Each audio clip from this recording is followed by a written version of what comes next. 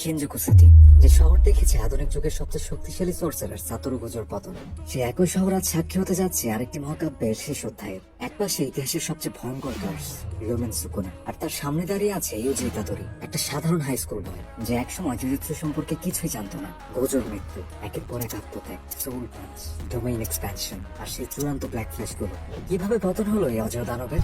আজ আমরা দেখবো সুকুনার মৃত্যুর প্রতিটি মুহূর্ত। আমরা প্রবেশ করতে চলেছি সেই ধ্বংসের শেষ অধ্যায়ে। গোজো মারা যাওয়ার পর সবাই একটা জিনিস খুব ভালোভাবে বুঝে গিয়েছিল, সুকুনাকে একা হারানো কখনোই সম্ভব না। তাই শুরু হয় ইতিহাসের সবচেয়ে ভয়ঙ্কর দলবদ্ধ আক্রমণ। কাশিমো, হিগুরুমা, ইউতা এবং মাকি সহ আরো অনেকে। একজন পড়ে যাচ্ছে তো আরেকজন উঠে দাঁড়াচ্ছে, কিন্তু সুকুনা পৌঁছে গিয়েছে তার হেয়ানেরা ফর্মে। চারটা হাত দিয়ে চারদিকে স্ল্যাশ, প্রতিটি আঘাতে ঘটছে মৃত্যু।